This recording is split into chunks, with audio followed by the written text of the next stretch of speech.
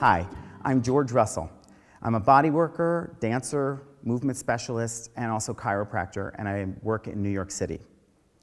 One of my main life passions is helping massage therapists and other body workers to learn the things that are within your scope of practice, but which come more from my way of thinking, which is more of a skeletal-based and nervous system-based way of thinking.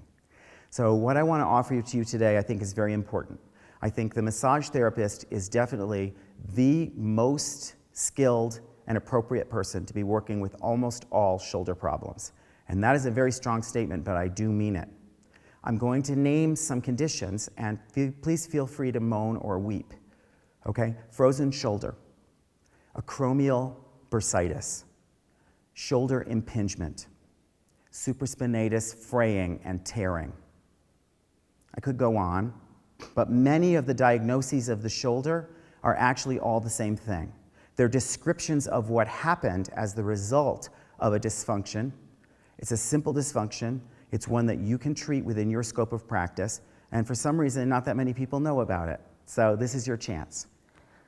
What it is ball and socket mechanics. The shoulder joint is very shallow. So like this soap dish, it's a very, very small pear-shaped cavity. And that's why you have so much range with your arms, right? Which allows, for example, cheerleading to occur. Very important. So the ball, this would represent your humeral head. It's, of course, much bigger probably. But the humeral head is in the socket like this. When you're at rest, it can hang down like this. When you first start to do something, the first thing that happens is it comes into the joint, and I'll tell you why later.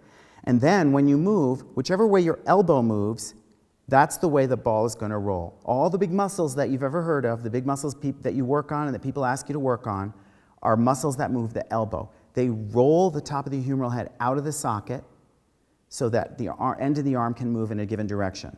What they don't do, and what's absolutely essential for your shoulder to be healthy, is glide the ball back towards the center of the joint so that the cartilage stays touching the cartilage, the fluid in the joint is bathing that cartilage, and the cartilage is 200 times slicker than Teflon, and the joint fluid is extremely viscous and really helps with that too. So you want to stay in slidey range, okay? That has to happen. If it doesn't, you're going to push up against a structure that's designed to bounce you back, and that structure is the labrum. The labrum surrounds the joint, and it keeps you, it's like when you play bumper cars, there's that thing that keeps you from hitting the side of the bumper car arena, okay? So what's not designed to do is to just keep holding there and keep getting pressure. It's supposed to get some pressure, and then the pressure goes off. So if you have proper roll and glide mechanics, you lift your arm, it rolls up, but then it glides down, you're not going to get those conditions, okay? And what does that is the rotator cuff. Rotator cuff is a misnomer. The rotator cuff is really a suck the ball into the socket entity. When I lift my arm over my head, the supraspinatus only is an abductor to here. Once your arm's up here, it can't abduct because it comes from here. It's actually pulling the humeral head down in the socket to keep it centered, okay?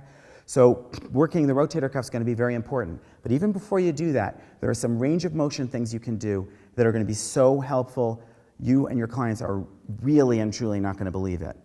And you can give help to a client that has not been helped by anybody else by just doing this simple thing that is often overlooked.